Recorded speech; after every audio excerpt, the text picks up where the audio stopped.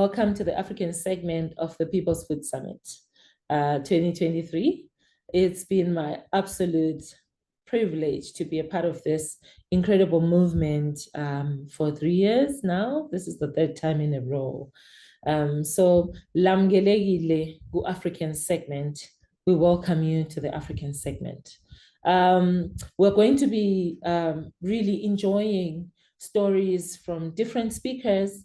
Our theme this year for Africa is to build connections from landscape level to household level of the story of food and agriculture, especially in the sectors of regeneration or regenerative agriculture, agroecology, permaculture, as well as bringing in cultural dynamics to how everything works together and how important it is for us to keep the important pieces connected.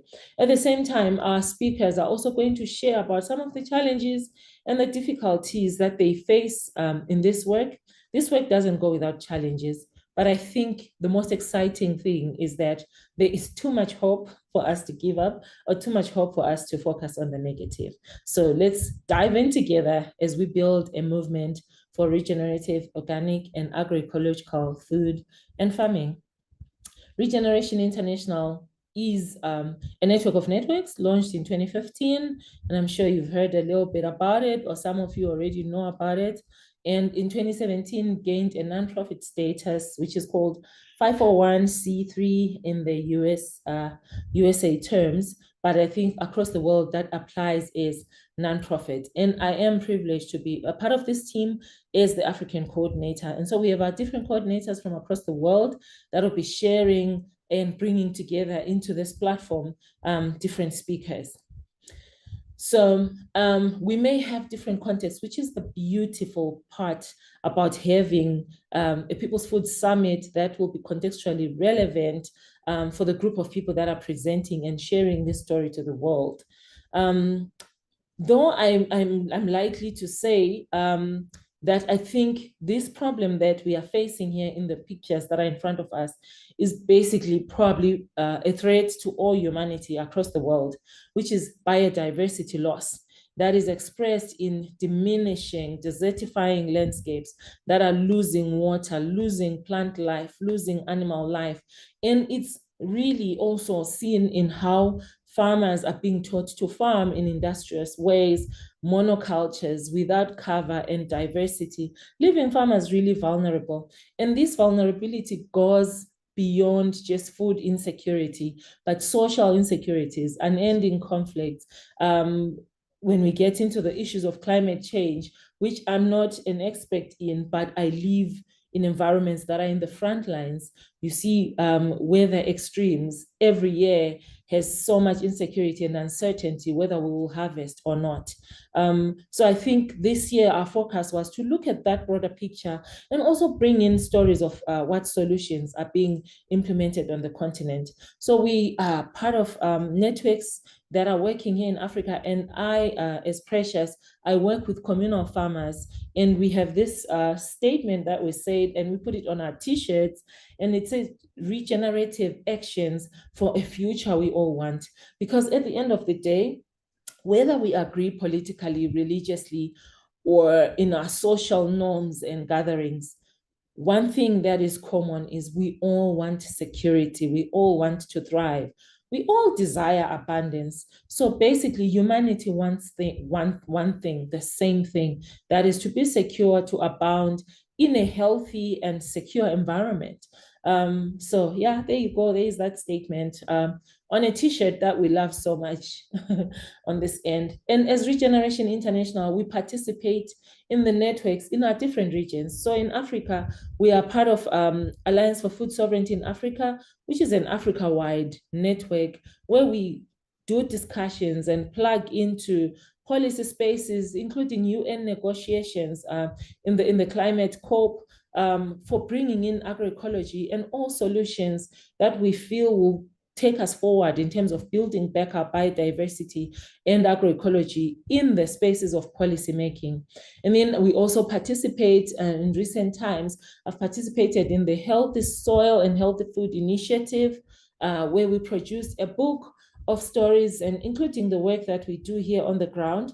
And that was my absolute privilege to also represent our network and be part of the authors of that book and part of the presenters. And then we also work at communal level in partnership with Regeneration International. We celebrate milestones for regenerative farmers, as well as seed fairs and field fairs. So I think my story here is to take you through a little bit of the bigger picture, but also share a little bit of the work that I do myself. Okay, so AFSA, which is Alliance for Food Sovereignty, they run a campaign through the Seed and Knowledge Initiative and AFSA themselves across the African region. It's called My Food is African. So our food is our life, our seed are our future as well. So just a sharing that we are part of these campaigns as well. And it's been incredible to bring this same knowledge and same energy to communal spaces so that we start appreciating our food as we evolved in our cultures. So if we look at the bigger picture, biodiversity loss is bigger than just cropping and food farming. So here, I'm an educator in holistic management, or a facilitator of holistic management, working with communal farmers. And when I say communal farmers, it's about 70% of the countries in the continent actually are smallholder farmers in the agricultural sector. So these are very important people, and they are custodians of vast landscapes. So there are different tools at the disposal in different regions. But for us here, one tool that we've engaged is the tool of holistic plant grazing, using livestock to bring back the health of habitats, the health of watersheds, and bringing back rivers, streams, and springs back to life. And as such, all the food that animals use, or the grass that animals forage on, is brought back to crop fields, which is where farmers grow their food, and then eventually ends up in the plate as food, or in the granary as seed. So without landscape level management and good decisions about how to bring back biodiversity, there is no food sovereignty and no food security. So reliable food systems will definitely have to start with healthy soils. And I'm sure these pictures are just communicating with you, sharing how sandy and very hard soils to crop on are being turned around into fertile and healthy soils. So building soil health is really important for food sovereignty and seed sovereignty and the future of healthy communities. And here's another picture again of a landscape that has been changed, a soil that has been changed into soil health and ready for cropping. And when we farm, we encourage crop diversity, mixed cropping for resiliency in the field, and also resiliency for the farmer. If, because of the weather extremes and the unreliability of rainfall patterns, for example, one crop may fail and one crop will succeed and give the farmer enough food or something that they can trade to then get the grains that they need to feed their family. And in the end, honestly, our desire is to see a harvest that is a bumper harvest, is that picture that you can see there of a harvest of millet. And then the culture of seed preservation cuts across from household to communal spaces. So we are encouraging communities to really continuously share knowledge and information on how to select seed from the field before you harvest and put your food. The seed is what you must preserve first, and where to store the seed, how to store it. And in that process, also encourage abundance mindset. If your neighbor doesn't have a certain type of seed, you have a platform to share through seed fairs. And this seed, the food, the cow dung from the broader landscape management ends up in a plate. We are bringing back into our local communities the art, the beauty, and the excitement of cooking our own local food for our visitors. And so these are some of the cuisines from my communities that I work with in Ndlovu. The food is really good. And I thought this was such an appropriate picture. And here's another one for when we visited Ethiopia with our friends at AFSA in 2022. A lavish of amazing, tasty, traditionally prepared meals by incredible women and men of the communities of Ethiopia.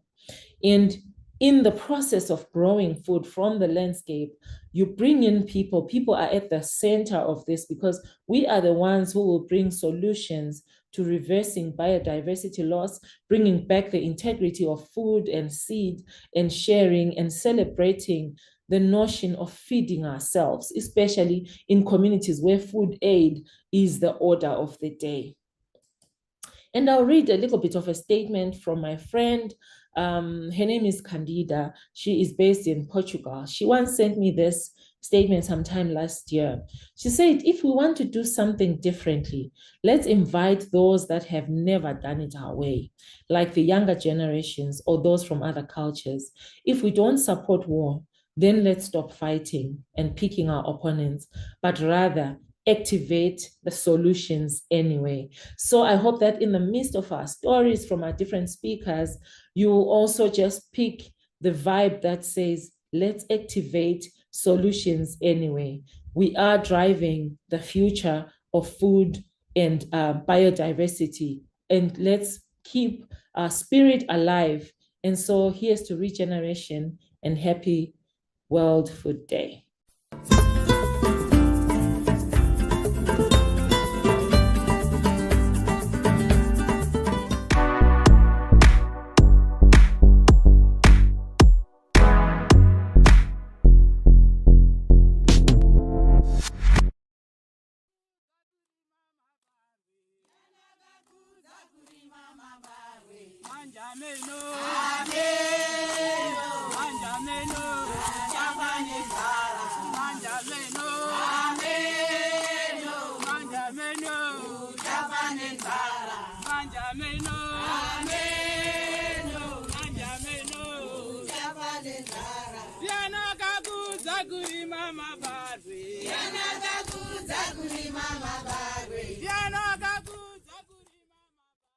Ethlo was formed in 2007 and it transitioned in 2015 from working only in Venda, South Africa, to scale up to Mpumalanga province and the Bigeda district in southeastern Zimbabwe. Ethlos accompanies traditional communities to revive their indigenous ecological knowledge and governance systems, their seed, traditional food, medicine, and knowledge of all nature of plants and creatures in the wider landscape.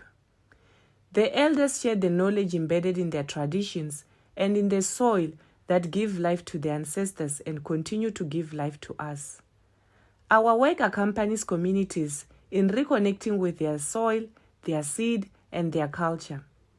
This work is exemplified in the annual celebration of Seed and Food Fair in both South Africa and Zimbabwe.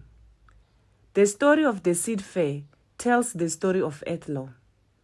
Ethlo's journey started with few seed on display at a community dialogue and has evolved over time to plenty, representing the process of bringing back, sharing, and multiplying seed.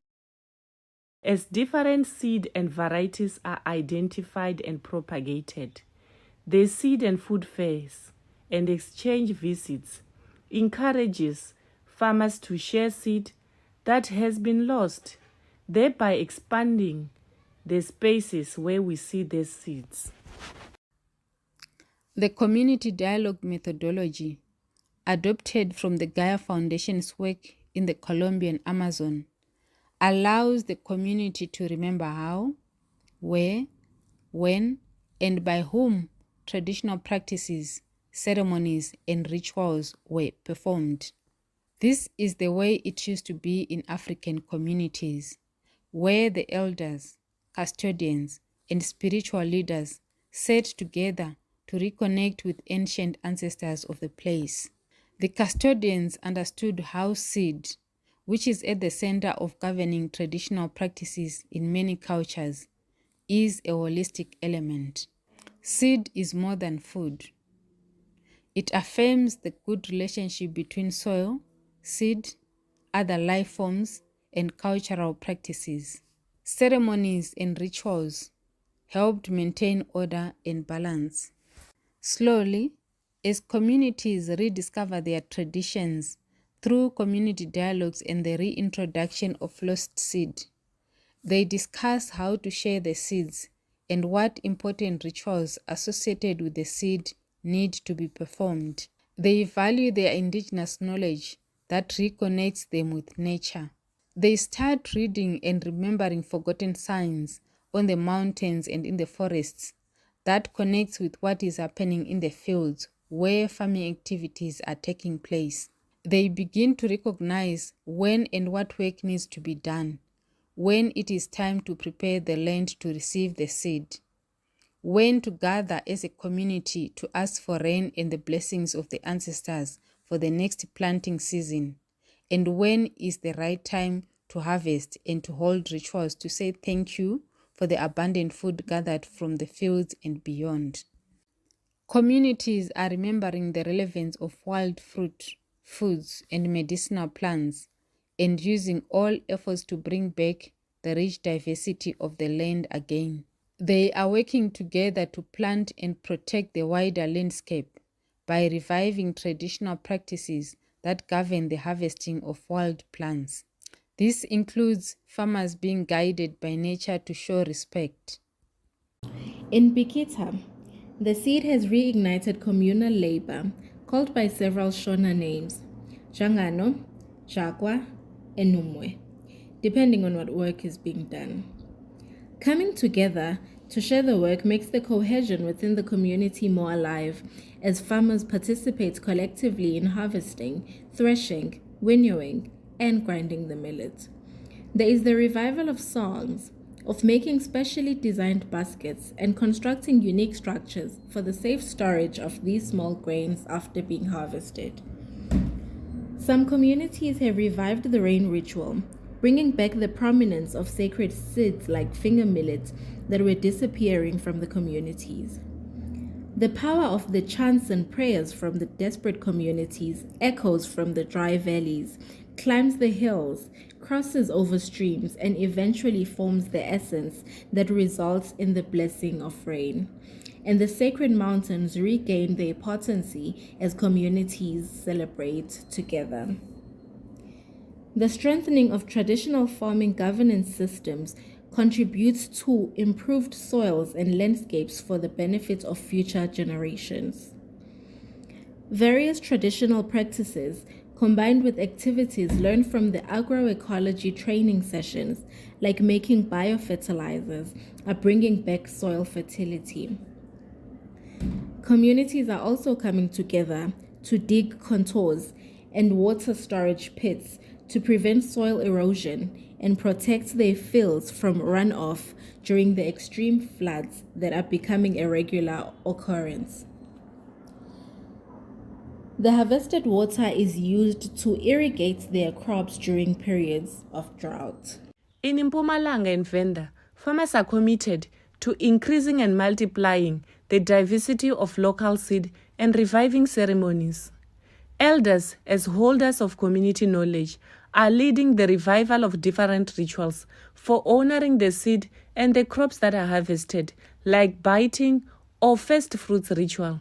They let nature and the ancestors eat first, and then the whole community is free to eat the crops after the celebration.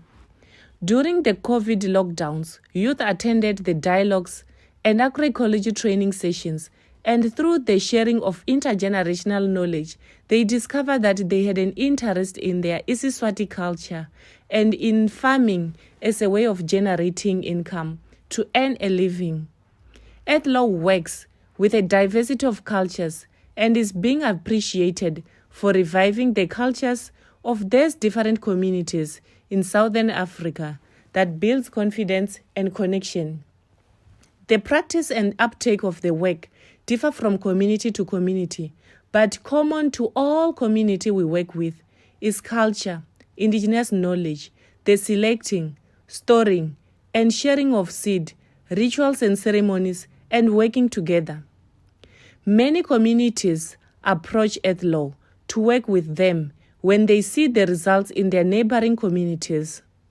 Our work is growing organically as more and more farmers attend our seed fair celebration, exchange visits, dialogues, agroecology training sessions, rituals, and ceremonies.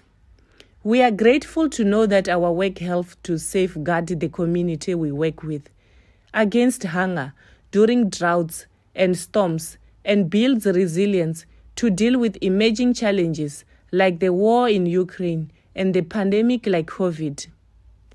Earth Law's accompaniment of communities on a journey to remember and revive each tradition in its season and in its own context is a lifelong journey that cannot be reached in one step.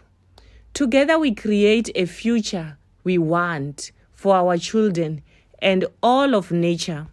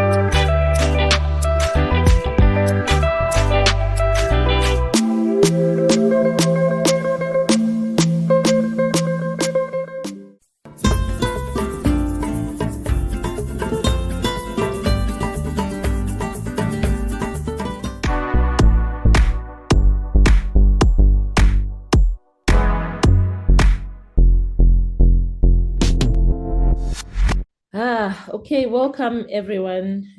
Still going on with our World Food Day. This is People's Food Summit for 2023. I'm here with my awesome colleagues and friends and movers and shakers in this part of my world. Juliet and Chifundo. Juliet, who's based in Zambia, and Chifundo, who's based in Malawi. So I think I'll take the honors to just share a little bit about these two wonderful women that I'm looking at, whom I also hope to indulge you in as they share their story. So we're going to basically be just chatting back and forth to bring out also the story of our continent. So Juliet is an ecofeminist and agronomist from Zambia. She's well studied in this area of agroecology, as well as working with communities. She has qualifications from the University of Zambia and a university that I'm not sure I can pronounce the name. She'll do it when she does. It must be in Holland. Is that right, Juliet? And I think she will shake her head at some point. She has 11 years of experience working on supporting and advocating for indigenous seed and knowledge and farmer managed seed systems that are central for food and nutrition security and climate adaptation and mitigation in this continent. She's also a qualified trainer for farmer field school approaches in participatory plant breeding, including local food systems and nutrition and farmer seed enterprises. So Juliet is going to share today massively on how to build movements. She works with an organization in Zambia called Community Technology Development Trust, CTDT, in the beautiful country of Zambia, which is basically my neighbor here in Zimbabwe. Juliet, I'll hand over to you to just say hi so that people can just see your face. Hi, everyone. I hope you'll be getting me very clearly. I'm joining you from Zambia, and I'm very, very excited to be part of this discussion with my two beautiful queens who are holding part of half of the sky and doing amazing work. Thanks, Juliet. And then I have Chifundo Kokwa. Chifundo is basically my country lady who is also Malawian. She is based in Malawi currently and has worked for over 14 years in permaculture and land designs. Her work really revolves around supporting school communities and communal settlements to achieve healthy, productive landscapes through low input and high impact techniques in agroecology. She has great skills in capacity building for many local organizations to facilitate sustainable land use in communities through schools. So, you know, there's a saying, catch them young. I think she's one of our warriors in catching them young. She has promoted the use of what we call integrated land use design, or ILUD process, as a tool for schools and college communities to develop multifunctional landscapes. Chifundo, again, just say hi. I know your face was on the screen for a while. Hi, everyone. Looking forward to interacting more with you today. Thank you, Precious, for that awesome introduction. And looking forward to chatting with you and Juliet in this session. Thank you. I think for now, you ladies can go ahead and introduce yourselves.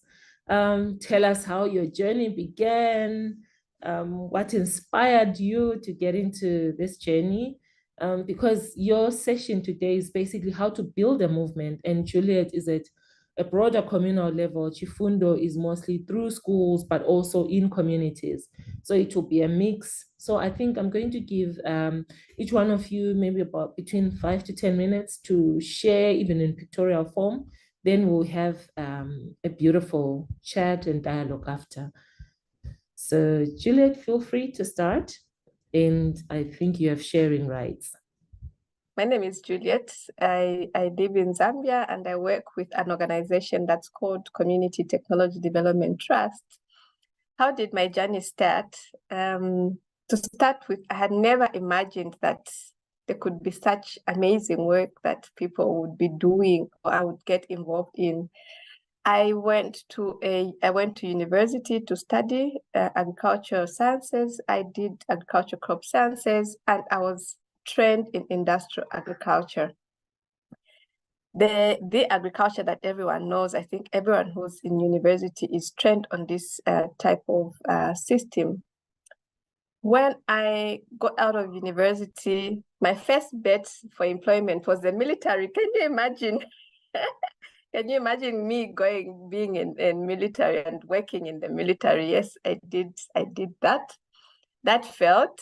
And then I stumbled upon an advert with CTDT. That was in 2012, around October. I applied and I got the position. I started as a project officer. When I started work, everything else did not make sense at all. I was in the middle of continuing to work or quitting because I did not understand anything about farmer-managed seed systems or rural seed systems or agroecology, organic production, because I had really very little idea on those topics. So beginning for me was very, very hard. But what really drove me was that I saw a need of this work being done because I was interacting with real people and addressing real issues that communities were facing then. And in 2012, I think the aspect of climate change and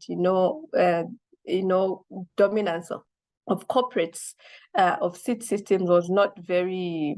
I think it was not very, very visible as we see it now. So in the later years, things became very challenging and we could see all these changes happening in the communities. I saw how dreadful droughts could really be on communities, especially for the women and children. And for me, really, the work has been connecting with people, the heart, connecting with people, the mind, and connecting with people through the stomach. And if you're going to engage in movement building, you must really consider really having strong connections with people's hearts, with people's minds, and with people's stomachs. People need to eat, people need to be provoked to think, and people need to develop a drive or a passion for what they're doing. And also just the whole broad concept that agroecology is really embedded in nature and gives us the connection to nature really, really got me inspired to do this work. I think studying conventional agriculture really did separate me a lot from nature. I think going back to connect so much with nature just gave me the inspiration to do this work that we're doing now. I think I'll talk a little bit about CTDT. I want to share slides just to show some of the work that we do. Okay, yeah, so I think Community Technology Development Trust, the organization I work with, is really centered on supporting farmer-managed seed systems. So we are all in the broad spectrum of conserving, sustainable conservation and utilization of agrobiodiversity to contribute to food and nutrition security of the marginal communities that we work in. So the work that we do is centered a lot around research, community seed banking, capacity building, and then a lot around community mobilization and connecting the communities and building that movement. So for capacity building, really, we do a lot of training in terms of seed analysis, where we see what kind of diversity is within the community, but we also multiply and increase these varieties, local varieties that we work with. So for us, in the broad spectrum of agroecology, we are focusing on building sustainable and resilient seed system. Our focus mainly has been on women and youth empowerment, because when we're in the communities, we see that the inequality that is within the seed system framework impacts mostly the youth and the women. So the knowledge building, the learning together, and sometimes it's not nice to say capacity building. I think learning together, because farmers ourselves are all learning and creating knowledge and generating this knowledge. We also work a lot around community seed banks. We have constructed 4 community seed banks. This is just to ensure that we are saving the germplasm that is within the communities. Farmers are also utilizing this, community germplasm that is in the community seed banks so that they can improve their livelihoods, build their resilience, and improve on nutrition and also the economic aspect of it. I also said we work around research, so we do a lot of participatory plant breeding to improve the seed systems, the farm management system. So we research, we improve the already available diversity within the community, and then we also select good varieties that are well adapted to, that are very contextual to those communities, and the communities are taking the lead in doing this research. So we are also developing varieties with the communities to just make sure that they are getting varieties that are very contextual and fit their agroecological environments in which these communities exist in.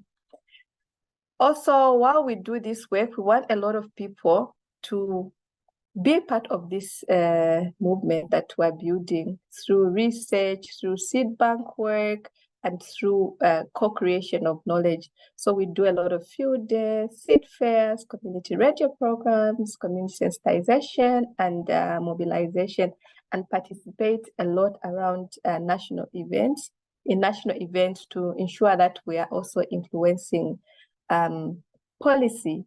I think this is a little bit I can say, and I'll stop here. Thank you, Juliet. So beautiful, and obviously the broad spectrum that you guys are covering, from movement building to research. The research and development also helps you share the story of this work that you're doing, and it is probably best told by the farmers themselves because they've done all the research. And I'm really excited about your ability to serve, especially the seeds that are local. As you were talking about it, I was thinking it's probably more than just serving the germplasm, but also the culture of how these are preserved and the story of seeds from generations. But there's lots of interesting things that we'll dive in on as we progress. I'm so grateful for your sharing and your generosity in this instance. So I'll say, Chifundo, you're next. And Chifundo, you can also share what your name means, if that's okay. Thank you, Precious. A lovely introduction there, Juliet. Enjoyed listening to you. I've known you for a bit, but that was, I got surprised by some new knowledge. Very nice. So my name is Chifundo, which means mercy in Chichewa. Yeah, and I am from Lilongwe, Malawi. I grew up in Zimbabwe. So Precious and I shared a country at some point. Yeah, and so I work with an organization called Schools and Colleges Permaculture Malawi, Scope Malawi in short. And my journey to get here, very similar to Juliet's at the beginning. I also studied conventional agriculture at college, but rather than Juliet, I was more animal science than crops. But then I grew up in a small farming town. So growing up in a small farming town in Zimbabwe, surrounded by lots of white farmers, I was just curious about agriculture. They used to come into town every month end, to shop before they went back to their farms. So I always thought, this must be cool. They'd come in, look like they had lots of money, do a lot of shopping, fuel their trucks and cars, and then drive off every month end. And, so I was always intrigued. So yeah, I got into agriculture. And then when I was at school, yeah, I did attachments at big commercial farms where we would drive tractors, even small me would be interning and had a big tractor to drive across a 400-hectare farm. It was fun, but then I quickly realized that kind of farming really needed big money, and that my little old father or mother or myself, you know, just couldn't achieve that much wealth or didn't have that much capital to invest. So I think I started questioning the system even then. And then I moved to Malawi. And then when I moved to Malawi, I got introduced to permaculture, like right off the bat. And immediately when I had my first permaculture training, so the normal course for a permaculture person is you do a 12-day, 72-hour permaculture design course. So I did that. And right from day one, I went into this permaculture design course unprepared. I was told it was 12 days, but I had another job and I thought, oh, I'm not going to stay for the whole 12 days. And so I went in with a pair of jeans that was on my body and a t-shirt. And I stayed there for the whole 12 days with just a pair of jeans and a t-shirt. That's how transformed I was. I just immediately thought, this works. Because my father had a small garden in our backyard where he threw everything, and everything just grew like weeds, and it was green and it was beautiful.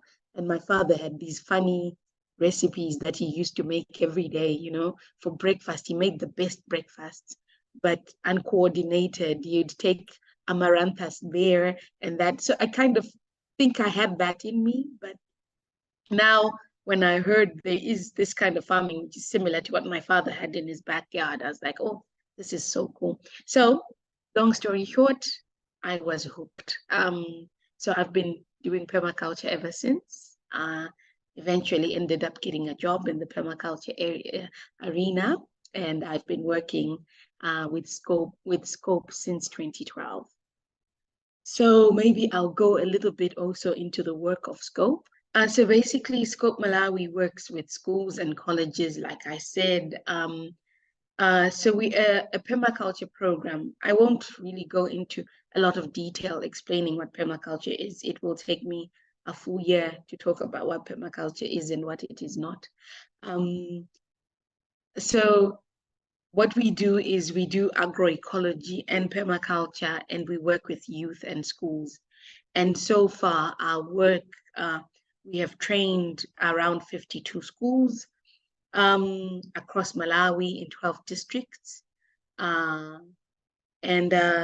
Basically the work, when we get into a community, we train the whole school community. And when we say community, we're talking about the teachers that we train. We're talking about the communities, which is the parents of the learners that go to the school. And we also look at the school leadership structures. That is the PTA. In Malawi, we have a structure also called the School Management Committee. We work with those ones as well. We work with the local traditional leaders, which is the chiefs, because we want to achieve ultimate transformation. And ultimate transformation starts with everyone. Once everyone is on board, then we can work together. So yeah, our main focus at school is to establish permaculture clubs, you know, these extracurricular clubs that we have at school. So we want to have every school in Malawi having a permaculture club. And that club will be the start of forming what we call eco-warriors, kids or children that can speak about climate change, that can speak about the issues that they are facing, children that are well aware of the issues that we are facing. So a movement, essentially, but a movement of young people. Yeah. So I'm just going to show a picture of everyone in the school community working together. So we have the school leaders, which is PTA. We have parents there. We also have the young ones there. They're all involved in how they design their school. They're all involved in how they want their school to look like, because the school is essentially for the community. So the design happens for the community, by the community.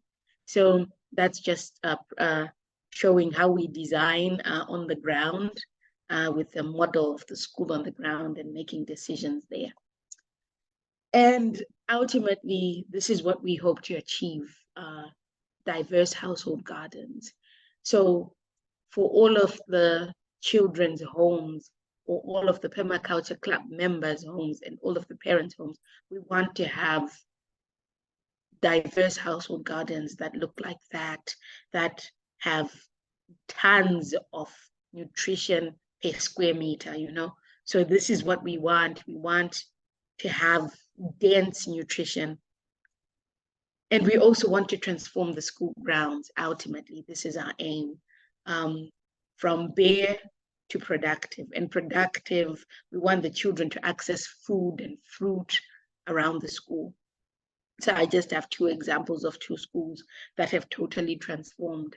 And you can see the difference over the years that we've worked with them. Yeah, so these are the 2 schools. And lastly, over the last few years, because we work with different needs in the community, we've also realized that the community is now producing stuff. So we also want to add value. This is of particular interest to youth as well. So we also talk a lot about value addition. How do we create money? You know, young people don't just want to talk stuff and not talk about money. At the end of the day, they want to know that economically they're getting supported. So we form youth groups where they can actually add value and get a little bit of money from the permaculture produce. So in brief, I think that's me, and I'm looking forward to the rest of the discussion. Thank you. Thank you so much, Chifundo. What a beautiful sharing as well, including, honestly, you are seriously the base of this work that we are in. As we meet the people who grew up in schools that you probably impacted, they are the adults, right, of the communities that will then be agroecological. So that's really amazing. And I kept wondering, why do I relate so much with these 2 women? I see one was in the army. Beautiful surprises. One was obviously in the army, and she's a soldier in the moment because of the work continues, right? A luta continua, except in the agroecology sphere. And then, well, Chifundo drove tractors and she spent 12 days with 1 pair of jeans and 1 t-shirt. Like, it doesn't get tougher than that. And it's so powerful to see that we all sort of came from a conventional background. I, on the other hand, studied integrated environmental management. It's all industrious. That's the base. One did animal science, one did plant breeding, agricultural sciences. So it's we were sort of influenced by that. And we always say there's no actual plan that we were exposed to say, hey, I'll do agroecology, regeneration, and permaculture. But we sort of stumbled into these journeys and they immediately made sense. So that's really powerful. So maybe a question to both of you ladies, to say, you know, most of the times, even in regenerative agriculture, I face challenges where everyone thinks it's just limited to practices. And I think that's the same with agroecology or permaculture. I don't know what these terms mean to you over and above the eventual practice that people end up implementing. What do they mean to you when you communicate to communities? I know we use our local languages as well. So it's so nice to just hear your thoughts.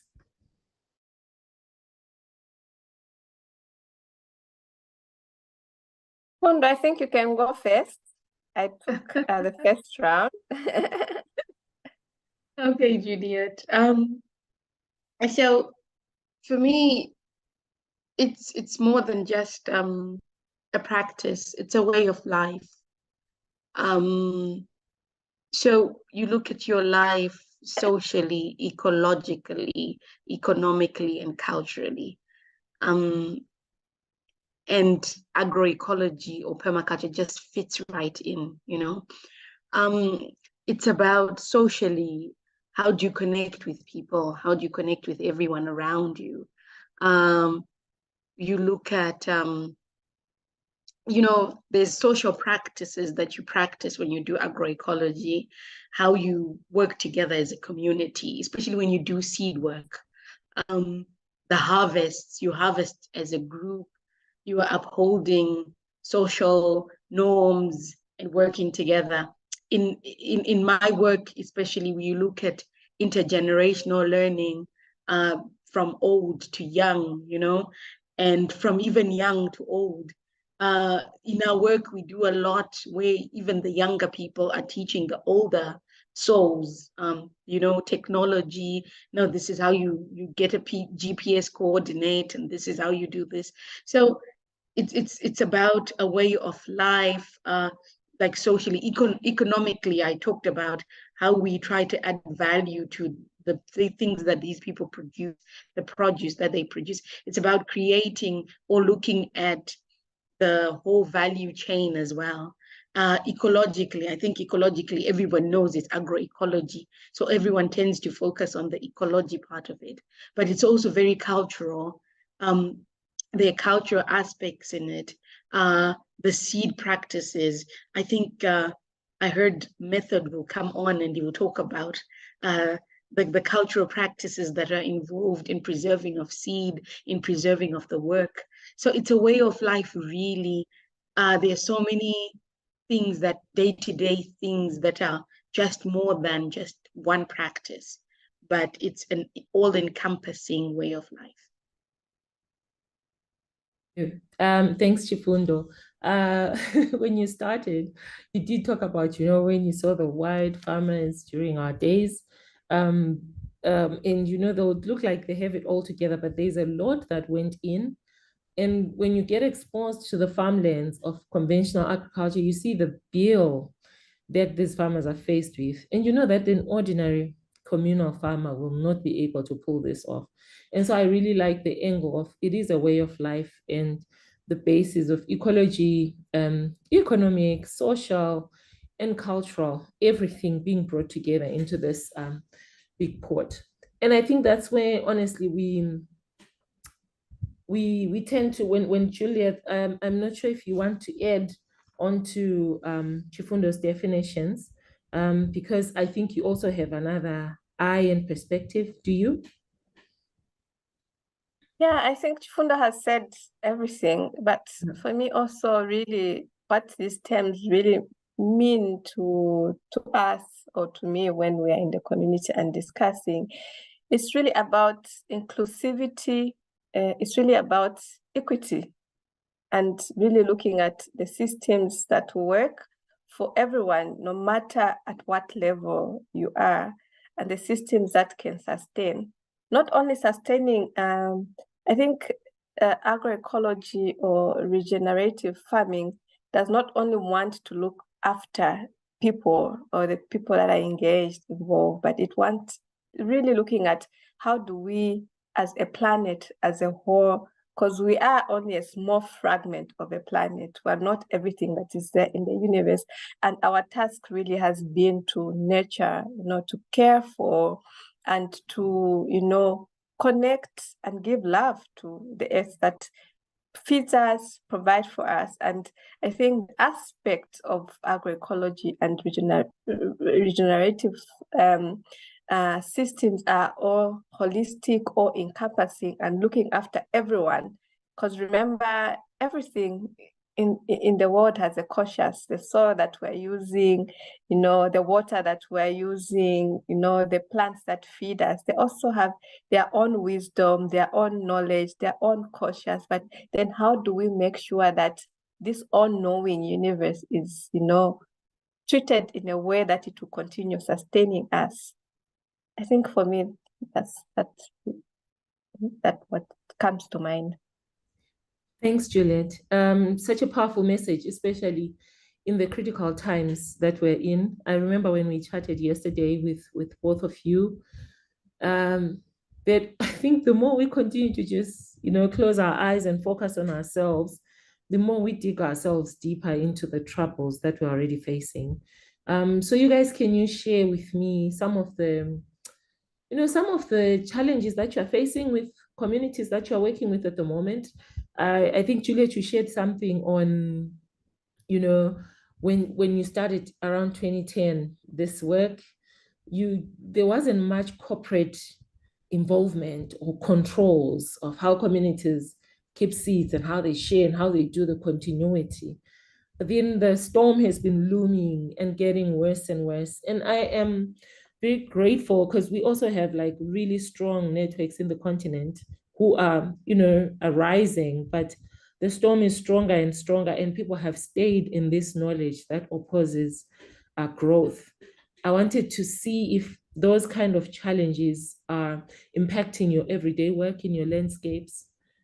I think the challenges are always going to be present in the work, except that people that have been to the military maybe have to win one day, and we're very hopeful that we'll grow a stronger movement that will overcome some of these challenges that we see. I think really the biggest challenge I saw in the beginning was the undermining of what people already knew, undermining of knowledge that already existed in those communities, already existed within people that were practicing all these practices that we're talking about. I think that really posed a challenge, because if your knowledge is being undermined and devalued, there's no way you can move it forward. I think a lot of our efforts and a lot of our work really has been to ensure that this knowledge is well accepted and we are acknowledged as co-creators of knowledge, and not only being at the receiving end of knowledge. I think this is where we found that for me, I believe that everything else that we have been doing or are doing has already existed in our communities. But it's because of this devaluing of another way, a different way of knowing, that we see that we have all these issues being present. So for me, that was the biggest challenge, and I think we are making strides in bringing the light and showing the beauty of this way of knowing and this way of doing things, this other knowledge that we have in terms of agroecology and the regenerative practices. Then we have our big guys, the people that want to go to shop every month, like Shifundo was saying, wanting to have a dominant control. So things are pushed every day onto the communities, things that communities don't even understand, and they have to adopt them, because then we see also that our governance system, our structures in which these things are pushed through the governance system, is also accepting and not questioning what are the impacts of doing this on our communities. So for me, I think it's really the issues around undermining of knowledge, and also how policy is being framed. Thank you. Undermining of knowledge. Honestly, the undermining of knowledge, including food systems in our communities, has seen us have our communities throw away all the foods that they evolved with, and embracing new cultures of food, which comes with its own problems on what people then grow. And it's so powerful what you shared. I think in our work, we design really for resiliency. So I think some of our program designs are made in a way that it creates space for emerging issues, right? I like how you said, once you're in the army, your idea is that one day you will win. So I guess everyone who's in this movement is also crafted for really keeping eyes on the prize in the end, which the prize may not be anything but a community that is able to stand on their own. So I really honor that statement, Juliet. Chifundo, do you have any additions on some of the emerging issues that you see working against the beautiful work that you're doing with schools? It's very similar actually to what Juliet said. I found that very interesting, that we're facing very similar issues in Zambia and Malawi, maybe probably across the continent. Earlier this afternoon, I was actually talking to a news reporter who was telling me, because I was at a seed fair, and they were telling me that, you know, they call it new technologies. Why are we against new technologies? And there's a word that we use in Malawi where we're talking about old versus new. And it's this idea that farming is old, that agroecology is an old system of farming, and that it's not, if I can say this, it's not sexy for the youth, it's not enticing enough for the youth, So we have to make it enticing enough for the youth. And that's really so sad, because as a continent, we have to always defend our foods, our way of life. It's this defending of the knowledge that Juliet was talking about. And so I was telling him, we don't use those words in permaculture. We don't say this is old, because to us, this is young, this is fresh, this is sexy. And, why do we have to sit here and say this is old, as opposed to something that comes from the West, or something that comes from somewhere else, from Asia? That's better. So just because it comes from somewhere else does not mean it is way more superior to what we are doing here. So yeah, those are similar problems, I think, that we're facing across the continent. And I think also we need to, when we start looking at that, I don't want to speak like a revolutionary kind of person, but then it's also re-looking at our own economic systems as well, because it also feeds into that. The way, if we see our own resources as being inferior, then we're also going to see our own products that we make as inferior, and they will not make it anywhere onto the global scale. They will be valued way less. And yet we are providing, as a continent, the bulk of the resources to the rest of the world. That's amazing. Yeah. Maybe to just add on. Go. Maybe to just add on, Chifundos, I think, sorry for the both of you, something has just passed through my mind. I think also when we think about not revolution, but now for me, evolution, how the world is evolving. I think sometimes we are not, as ourselves and the communities, we're evolving at our own time, and our evolution is being sped up because people feel like that we need to catch up with something that is new. We are being, this is old, that is new. No, but I think we need we need to evolve in a time that allows us to evolve with nature, and allows us to adapt to the changes that are happening. Because if we push our own evolution really quickly, like what is happening now, we are creating a catastrophe. I think we are not ready for all this kind of, big industrial agriculture and all this big machinery and whatnot. We should stick in the lane of our evolution and practice and adopt those practices that are very contextual to us, that help us really adapt and build our own resilience in terms of food, in terms of nutrition, and in terms of the climate system. Yeah. Thank you so much. Can I also add? Yeah, go. And I know you guys are running away from, we're not talking revolution, evolution, whatever it is. We are building something that's bigger than ourselves. So yeah, go Chifundo. Yeah. And as Juliet was speaking, I kept on thinking, it's this copy and paste mentality, I think, that's gotten us into this mess, just because everyone went through this evolution. Like Juliet says, we have to go through the same path. We don't necessarily have to go through the same path. We have to create what works for us, So just because some Asian country went through this, we copy their way of agriculture, we copy their way of life. But that's not us. Those are not our traditions. That is not our seed. that is not our culture, you know. Let us evolve at our own pace, like Juliet is saying, and not just take this copy and paste kind of answer or kind of system that we want to do. So that won't work for us. Let's create our own solutions based on our own problems. That's wonderful. And I think culturally, as Africans, I know these are 3 countries here talking, we are all based on abundance mindset, generosity, and creating opportunities for others, which is Ubuntu. And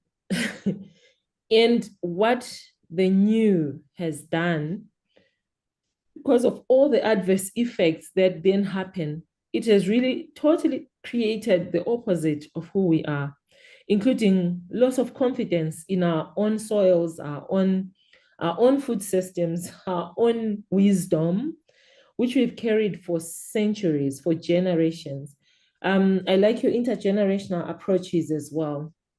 And I think the shooting down of the systems that we had put in place for our communities to sustain and remain what they were in their times of civilizations, and we've been seeing them crashing one at a time, is all the wisdom that was contained locally. And, you know, working with communities myself, I still see lots of excitement, except this time when you sort of use, and you guys are going to have an opportunity each to share, when you sort of use like maybe a mythical statement that we used to have as a way of conserving what we had then, which is not like the conservation that we have now. For example, there's an animal called an eland, and you know, here our people were hunting and gathering on foot, running after animals, right? And so in the game animals, there will be an animal that is known to be nice because it's got good fat and everything. And they know that warriors are ready to kill that animal every day. They put in a little twist to it. So there's an animal called an eland, which is a beautiful antelope. And so the myth goes, if you eat an eland meat and you say, it doesn't taste good, you know, like if you detest it, you will grow a goiter. So now the problem is, do I eat it or not? Will I like it or not? Because if I don't like it, even if I don't say it out, the fact that I've said it in my heart is going to affect me and I'll be seen by this thing. And there's a tiny twist of wisdom, but that preserved a very sensitive animal. One, it's very sensitive to the ecology that it's growing into. And when you eat the meat of eland, you're eating it with a very sacred and respect. So I think we have lots of those in our communities. So I just wanted to give way to saying, what sort of cultures have brought back acceptance on the work that you guys are doing? What sort of cultures can you track to say, the fact that these people have this trace in their background, they relate to this work, even if there's pressure from outside, including policy that doesn't question all the new programs that are introduced in our communities. So you can just share those, the traces that you've seen. Yeah, okay, I will go first. I think there's a lot of damage really that our history reflects when you go back and see how much wisdom that we have lost. Because we are now seeing a lot of, I can give an example in Rufunsa. We had, ever since I started work with CTDT in 2012, in the other districts that I worked in, I never heard of any traditional ceremony. And you know, there are very different kinds, but maybe I'll share about this particular one in Rufunsa. It's called Shiwela Kumushe traditional ceremony, and this was not held for a very, very long time. I think we started doing work in the community. I never heard of it because everything else, all the knowledge was lost. I think the interest by people was not really there. But over time now that it's very comforting to speak about all these tradition and rites that happen in the communities. We started seeing a lot of these traditional ceremonies coming back. I think last year we participated in one and they really recognized the work that we're doing, because our culture really and our ceremonies, our rites and rituals are just so well connected, to those practices. Because without the seed, without the knowledge, without the wisdom that is in the seed and its involvement in those traditional ceremonies, there can never be any traditional ceremony. No matter what kind of hybrid seed you ever have, those will never take place without the wisdom of our indigenous seed. I remember one time I went to Chirundu and, Juliet is so excited, happy with the farmers. I want to talk about traditional rain-making ceremonies, and when we started, people were like, so you want to talk about that? It looked like it was strange that you could talk about these things. But those things are well connected to how nature is preserved and how people can sustainably use, the resources that are within their communities. And because over time this knowledge has been lost, we're seeing that there's been a lot of destruction in terms of the agroecological systems that these communities exist in. So yeah, I think it's the Chuelamushi traditional ceremony, which comes with a lot of rites and rituals and all those things that like the story that you spoke about the eland.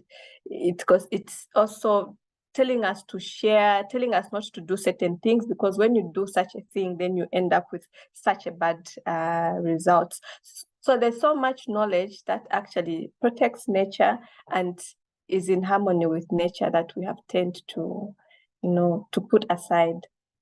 Thanks, Juliet. And yes, there's a lot of those where some of the very easy ways of life have been called old-fashioned and everything.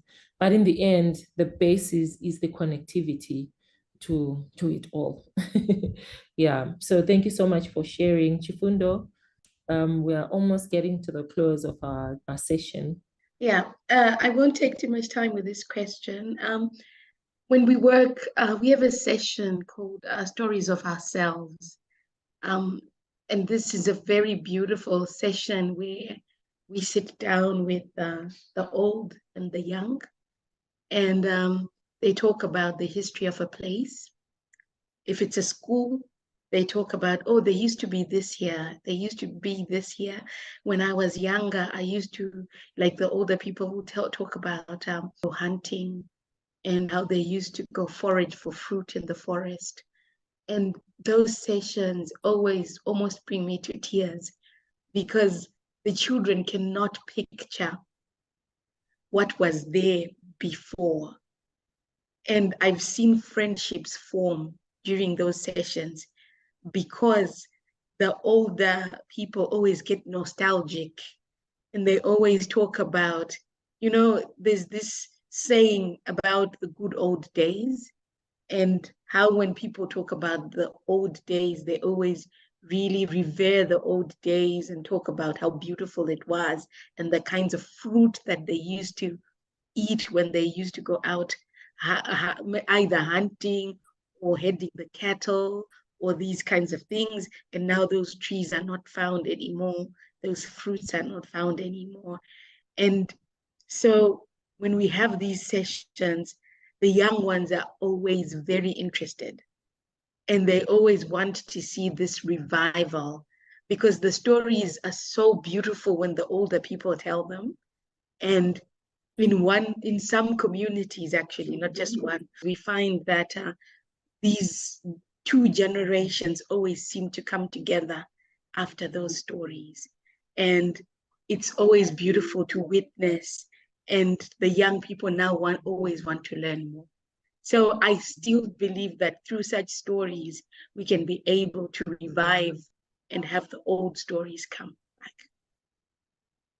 I think we should really tell our stories. We Yeah. should really, really tell our stories. I worry for my children who might never know anything apart from the knowledge that I pass on to them. I think this is very important that we keep the wisdom going. That's amazing. Guys, this sounds like such a beautiful place to wind down. The power of telling our story. I really like that. And like, because also, even if you spoke to someone of our generation who is not working in our field as such, you guys sound amazing. Your wisdom, the humility that you share these stories with, the connectivity that I sense of how you're connected to the people that you work with. You're definitely one with these people. And there is no separation, because even in a degree paper, an education paper, permaculture, regeneration, holistic management, all these designs, the frameworks are making us identify more with our people. We are the people to carry the flags of our countries, of our work to the bigger world stage. So I'm totally humbled to have been chatting with you guys today. So maybe as a way of closing, you have an option to do like two things: to share how people can, support this AE work in a way or another, like your wisdom, or to share something that totally humbled you to a place of growth. When you work with communities, you think you know something, and then you face a situation that will cause you to grow and completely change your life in that moment. So it's two things: a story, or how can people support agroecology wherever they are. Oh, that's a tough ask. I'll talk about what humbles me in this work, I think, because I get truly humbled each day. When you work with communities, you realize you do not know anything. You think you know, you have all this book knowledge, and then when you get there, you realize, oh, I totally do not know anything. And so maybe my last words would be to honor all the wisdoms, like Juliet was saying. Let's honor all the wisdoms. Just because we're book smart does not make us totally world smart, and we don't know what these communities are going through every day. We have not walked a mile in their shoes, and it's important to be moderators and to listen and to let them guide us through the process and to learn as we work with them, because we really cannot envision half of what they're going through. Those are my last words. Thank you, Chi. Juliet? Maybe I can speak to two of the aspects of the question, if I'm allowed to, Precious. For me, I think people should support this very important work, because we are not doing it for ourselves. We are not ultimately doing it only for the communities that we work with, but we're doing it for the entire world. We are maybe only the people that have been sent to be whether the way makers or the messengers of this good cause that we are championing. So there's need, if people want to support the work, they can get in contact with your organization, Precious, which is Regeneration International. They can create, creating the strong networks and the linkages. I think they can get in touch with Chifundo's organization or my organization here in Zambia. We need, because the people that we are working against, or the other system that is on the ground is really strong, because they've got the financial capacity and they can change.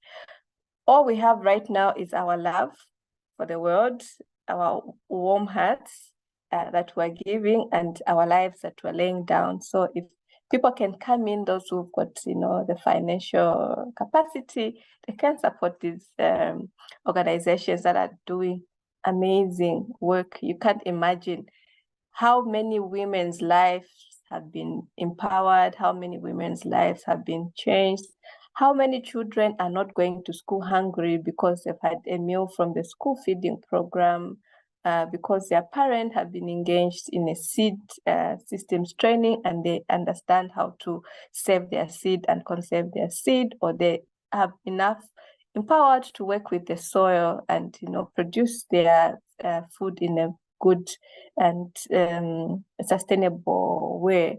I think if you can, please get involved in any way that you can. But what really humbles me every day in my work is to see how resilient women can be. And I think for me, every time I go to the communities and I'm in the communities, I'm in the midst of the women, I am just so humbled. I am just so charged, to want to continue to do this work that we're doing.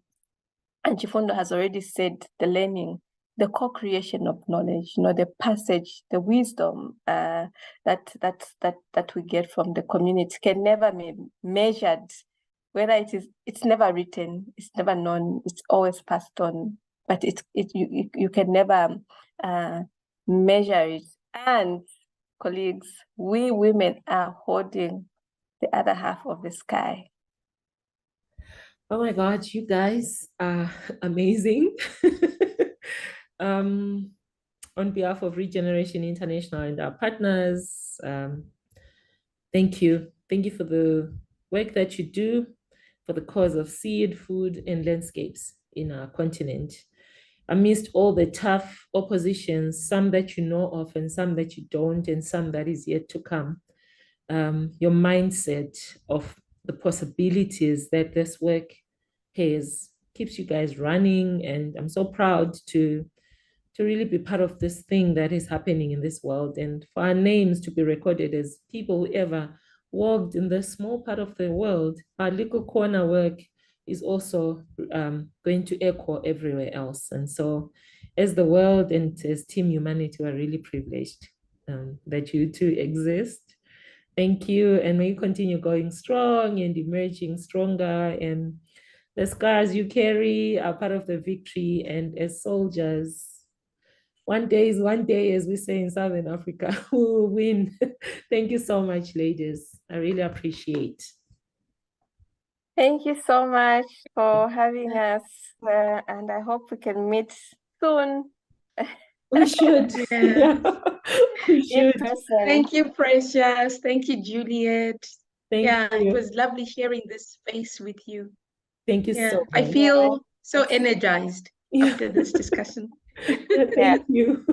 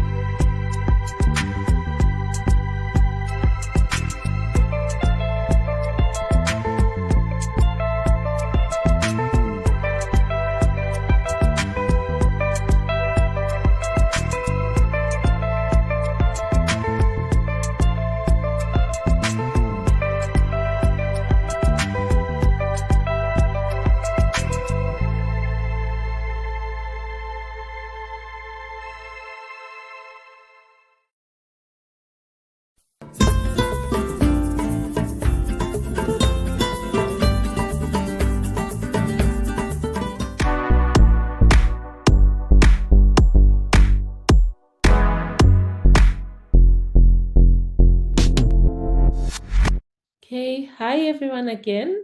I am here with Ntando. She's my home girl from Zimbabwe here. She's a mother. So as you are aware that the People's Food Summit for 2023, the African theme is to really bring all the connections from household to the continental level, including the cultural, social, and economic dynamics that are involved in the story of food and seed sovereignty. So I have an absolute privilege to bring you a wonderful woman who is connecting with us with her very limited internet. So we're also keeping our fingers crossed that this recording will go well, as we will glean from her wisdom. She has raised two amazing children, and she lives with her husband on a plot, a farmland where she is every day interacting with soil and growing food. She has a story of a woman who grew up in Matabeleland South, in the area of Gwanda. Her and her husband grew up in the same area, so they knew that one way or another, their journey of life will lead them back to the land. But she has an incredible story as an activist, as a mother who has turned around how her family treats and eats food, and many other stories. I'll just definitely leave us over to Ntando to share her story and, for us to just enjoy the person that she is. Ntando? Oh, thank you so much, Precious. Greetings to you all in this amazing journey of living our dream to contribute not only in the production, but also in the enjoyment and the sharing of stories, our stories about food.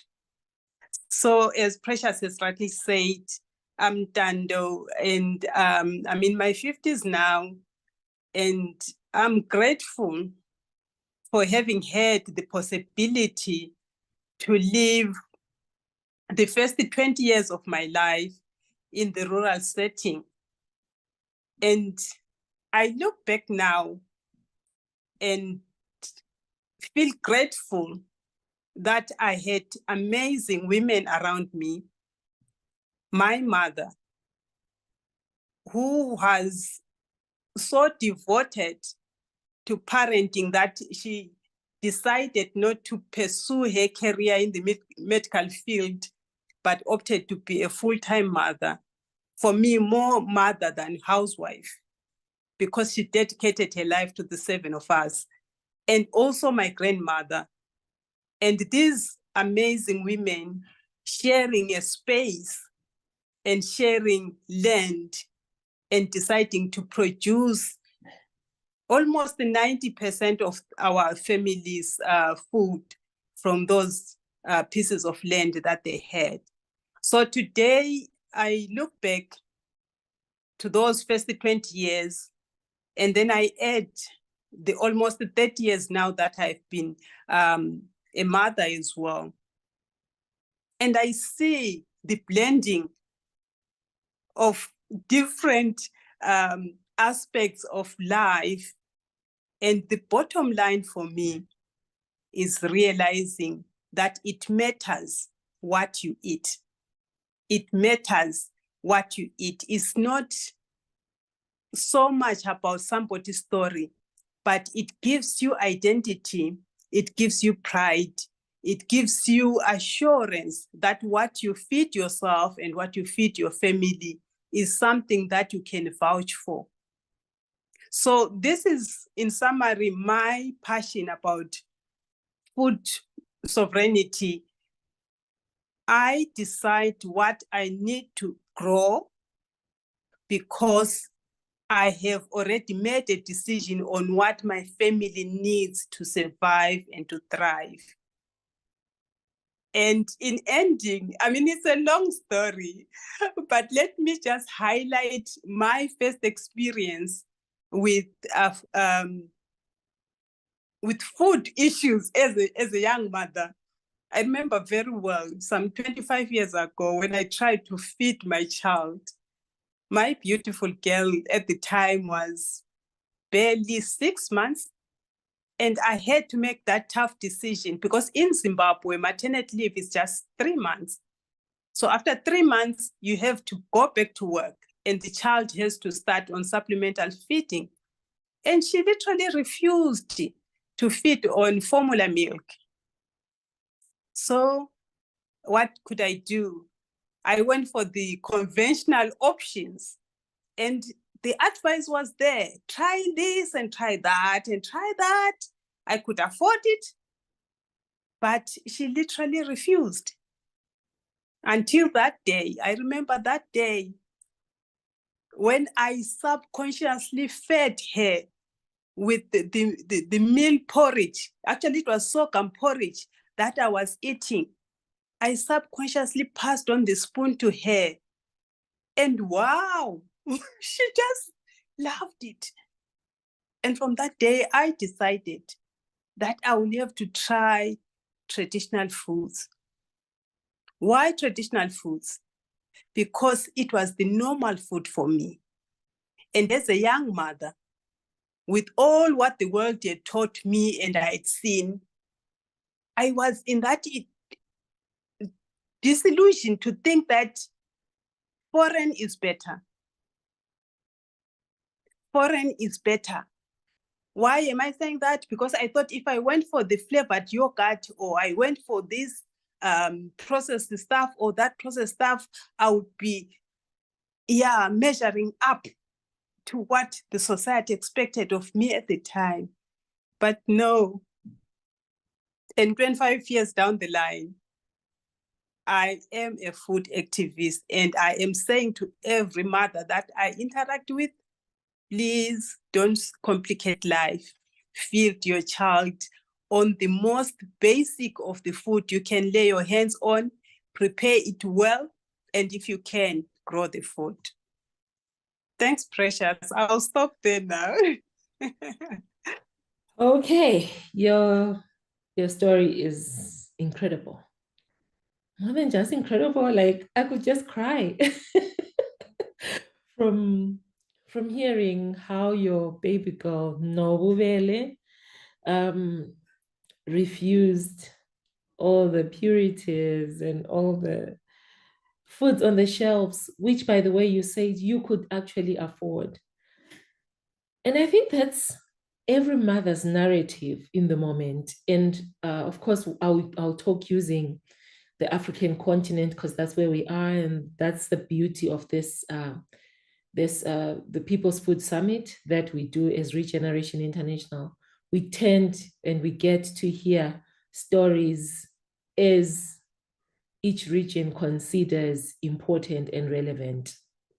And I'm sure, Ntando, in your days and in mine, I'm a fairly new mom.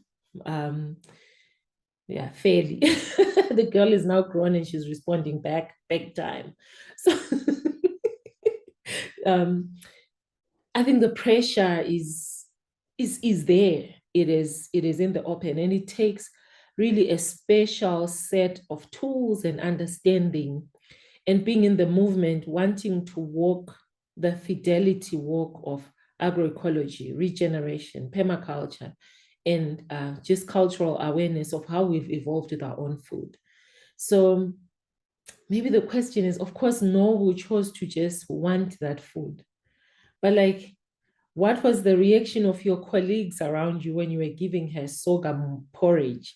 And the reason why I love your story is because my daughter didn't really refuse anything, but I also grew up rural, and stepping into the city, the foods that I ate obviously changed my life for negative mostly. And so I knew that I didn't want her to go through what I went through. So she eats sour sorghum porridge. So I'm so happy to be with a mom here. But I also want to know what your other colleagues thought of in those times when the new industrious food had just come in and it was the in thing. Very good question, Precious. There was pressure. before I talk about my friends, let me talk about my family. At the time, my husband understood because he also shared the food that I ate. But he wasn't sure. He was concerned whether our beautiful girl would be able to process the food. I mean, as young parents, you want the best for your children. And then my extended family, some members thought I was a bit weird. I remember one sister saying, now your education is making you really mad. They thought, I mean, I was reading it from somewhere. But for me, at the time, it was partly out of necessity. And when I first shared that with my colleagues, at the time I was teaching at the local university. So when I first shared that with my colleagues, one of them literally stepped back to say, really? What's wrong with you? Did you try this and that and that and that? So the list will be extended of the other options that other children should of what other foods I could try on my child. So yes, there was pressure, there was resistance, there was disbelief, and then there were, to a certain extent, a lot of other hypotheses in terms of the possible side effects that my child would suffer because of the food. But thank God I had the women in the family, the strong women in the family. My mom just laughed it off. Say, of course, that's what you ate. And my grandma confirmed that. My aunt confirmed that. And my aunt was actually at the time practicing as a nurse. So she stepped up and said, okay, that's bold of you. That's what we tell young women in the clinic, at the local clinic, but they don't believe it. So yeah, interesting question. A lot of resistance at the time, but thanks to COVID, today, women are more appreciative of that option than they were in 1998. So incredible. And, it sounds like you had a nice trail of strong women who raised you that way. So tell me about of course, you're teaching at a university, your travels around the world, and you coming back again to settle on the farmland and why that was important. Thank you. It's a very complex story. I was fortunate to travel from a tender age. I think my first trip was when I was 21. My first trip to Europe. It's a long story, but it was just a blessing. And it was an opportunity to see the world from those eyes. Imagine from rural Rwanda, from the village, to Frankfurt Airport at 21 and traveling alone. So it was like just mind blogging. That's the word, right? So when I then finished my first degree, I was fortunate to get a teaching assistantship position, and that came with the possibility to study abroad for my master's.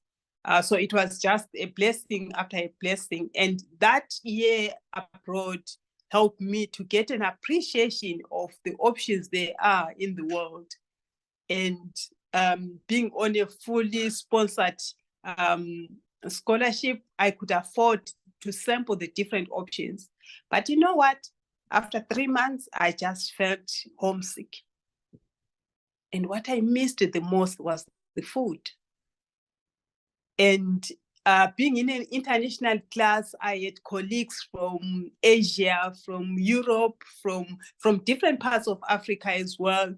And one of the highlights were our shared meals.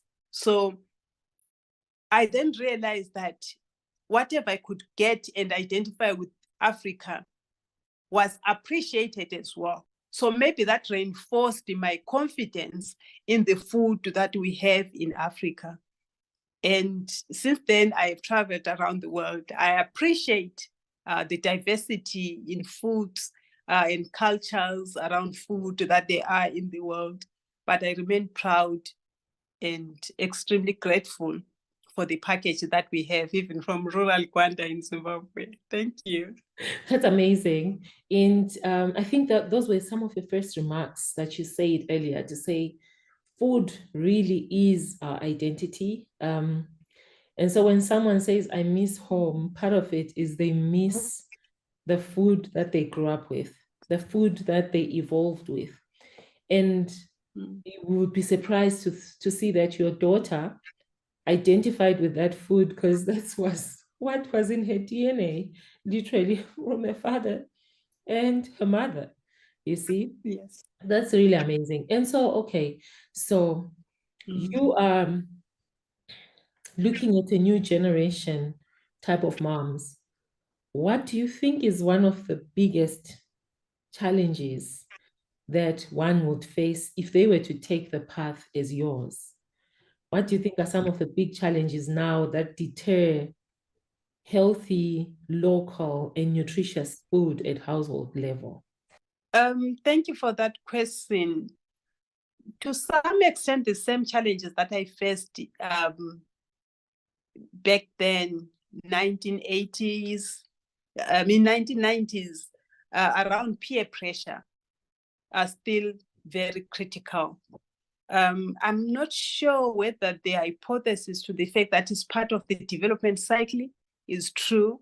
Somebody argues that when you come from a disadvantaged background, you get to a point where you feel you want to lead a sophisticated life, and that comes with the new food cultures.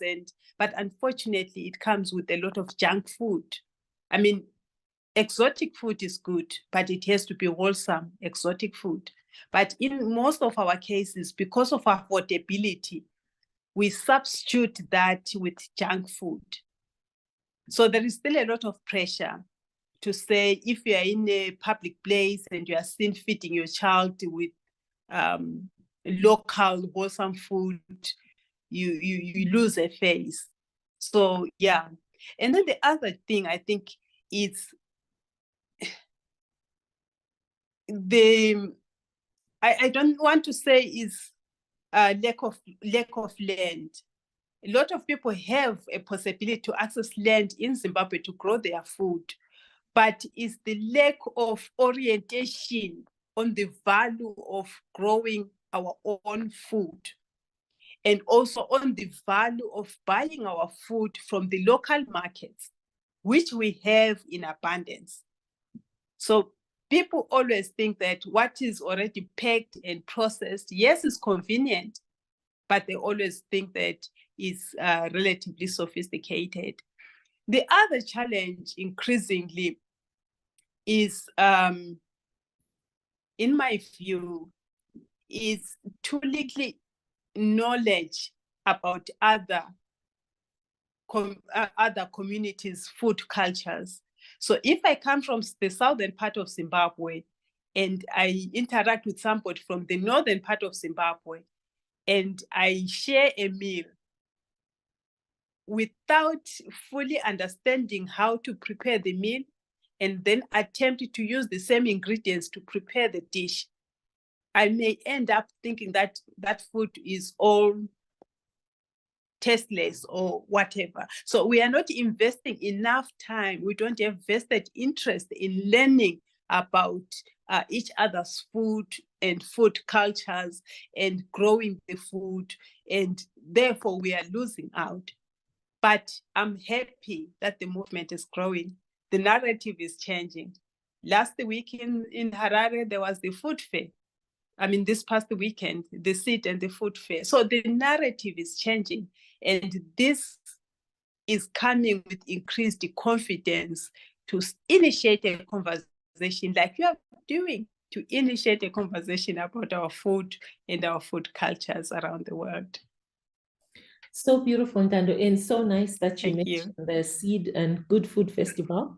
Some community members that I work with actually went. So 8 people joined the rest of the country in celebrating our foods. And what I love about the networks like Pelham that have brought people together, they're bringing in also like the skilled class 1 well-known celebrity chefs to work with our traditional foods, to make them into salads, to add, tomato and onion to bambara nuts, to say, hey, you can eat this as a salad, you can eat this as a snack, like to use the current words, current words of food culture, but still eating your wholesome food. The second point that I would love to really appreciate is the fact that exotic foods are not altogether bad. But I think our understanding of exotic foods has been skewed by the affordability of junk food. And when you go there to their countries, you find that there's people who still value wholesome foods that don't eat what people here eat. So it's I think the pressure of status, I don't even know where that thing came from. To say, if your daughter doesn't know burger at this age, what are you doing as a mom? But eternally grateful for mothers like you who have gotten even into activism. And probably, everything would have to start at household level to then become communal and then become national and become a global movement. So you are one of the moms that are at the very foundation of this work. And maybe because you're always on your farm every day, you feel like, oh, okay, like I'm doing my own thing. But like those of us that have heard and leaned into your story, you're like, oh my goodness, she's done it. She's made it in this life, because she went to see the bigger part of the world and she still came back home and said, this life is what I am. So what can a mom do to even start? Because there are two feelings that one can have: feeling guilty and feeling hopeless. To say, I'm already late, but like, what can a mom do? New mom or mom in the process of momming, what can they do? Interesting. It's interesting how you put it across. Just before I answer your question, just to say that I'm grateful that at 25 and then 21, our children, together with their cousins that we usually have around, they still enjoy the traditional wholesome food as their choice food. So we always tease them to say, when they go to the flats and when they go to the bigger cities, how they manage. We'll always come back for the ingredients, but we are not going to do farming. So it hopefully will stick with them. But what can a mother do to get started? I think we have to be intentional. It starts with each mother being intentional about wholesome food. For me, I think it's not so much about what food, but whatever food one chooses, it has to be wholesome food. Around us today, at the plot, we have planted a number of fruit trees. So one can just decide that I'll feed my child with the locally procured bananas instead of bananas from the supermarket that have traveled from across the country or from across the region. That's a deliberate choice. So our buying patterns would, with time, lead us closer and closer to local procurement and wholesome food. The second point, I think, is to be open to learning. Networks like the food fairs, they can be started, they can be initiated at any level, whether it is at a church or in a community, or it's young mothers clubs. You just bring your mixed beans salad and you introduce others. So just being intentional in networking around wholesome eating would be great. The last point I want to highlight as part of the value chain is to try and grow something. I mean, even if one is living in a flat, one can grow herbs, for instance, on a windowsill. My experience is that when I started growing the first few plants around me, it gave me excitement, confidence, and a desire to grow more. So we started with just a few crops, and now we are growing, I would say at least the 75 to 80% of our food comes from our plot. Of course, we are not pressing oil yet. We are not growing rice. We are not getting our own salt somewhere. But in terms of all our other grains, our vegetables, and our fruits, we joke up with the kids to say we should have a fruit that we can harvest from our plot each season. And so hopefully we are positively influencing them as potentially future parents as well. So passing on the baton stick. That's so beautiful. What I heard is start where you are. If you're in an apartment, grow some herb and put it on the window. And for you to be this super mom, like a star for all of us to look at and admire, you also started small. So I guess humble beginnings and embracing the journey and be building confidence. This is really too amazing. And I think as we're coming to a wrap of our work and talk here today, I wanted to check in with you, Ntando. How do you think would be the strategy for getting households, mothers, because moms are the ones who deal with matters of food every day. How do you see it, this thing that you've started, how do you see it progressing into something that will grow into a bigger wave beyond just Ntando, Precious, Juliet, Chifundo, a few women that we know, Gertrude? How do you see it going beyond just the few mothers? Thank you, Precious, for that question. I've grappled with that question as well. I remember one time I was invited to share a word of encouragement in a women's meeting. And subconsciously, I grabbed a handful of seeds with me. And I took the seeds with me, bean seeds. I don't know whether you know this. Sometimes it's called the 7-year bean. It's like a butter bean, but it's a perennial bean. It would grow for 7 years. So I took that to help me illustrate a point. And subconsciously, then I said to the women, please, each of you just pick the one seed. I mean, because I ended my presentation, so I encouraged each one of them to pick a seed and take it home and grow it. And you know what? Maybe there were 15, 20 women. At least the 4 of them grew the beans and they're harvesting. So I think, again, being intentional about sharing the message, but also finding easy and innovative ways to start the conversation. Sometimes people at face value appear very sophisticated and uninterested in agriculture or anything to do with getting dirty. But if we find creative ways to initiate the discussion, it helps. But for me, I'll say thanks to COVID, Precious. COVID and the lockdown pushed most of us to the wall.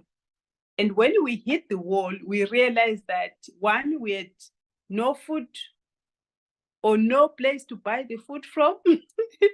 And secondly, we had no money to buy with. So we had to look around us and to look inside us. So a lot of guidance came out because of COVID. And I know a number of friends who were changed for good. And they've started. So what am I saying? Let's also use the crisis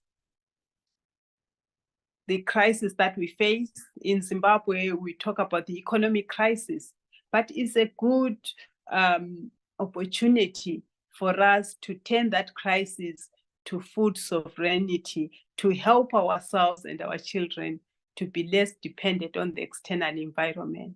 And I've always said in ending that if we can grow most of our foods, even with limited income, we're in a better position than to meet the other needs, because we can't afford a situation where food still takes more than a quarter of our income. Where will we get money to build houses? Where will we get money for education? So the crisis, the multiple crises that we've gone through as a people, not only in Zimbabwe, but globally. I know the movement is also growing globally because of the COVID crisis and the wars. And we have heard people saying Africa or Zimbabweans have been more resilient. And where is that resilience coming from? The resilience is coming from the ability to produce and to produce on food, and when we can't produce, to buy locally and reduce the cost. Thank you, Precious. That's a beautiful summation of what is and where we should look. And yes, we have power to turn all the crisis and the uncertainty into action that will bring us to a place like Ntando. Ntando, thank you so much. Thank you for sharing your story. And I just figured out this story needed to be heard. And I know we have little network issues, but we got to see your face. So that was also a beautiful blessing. We're also thankful for the technological space and all our support from Regeneration International for us to record this today. So thank you, my friend. And here's to more years of sharing wealth and health. Thank you. Thank you so much, Jazz. It was such a privilege and a blessing to share this space. I wish you all the best. Bye.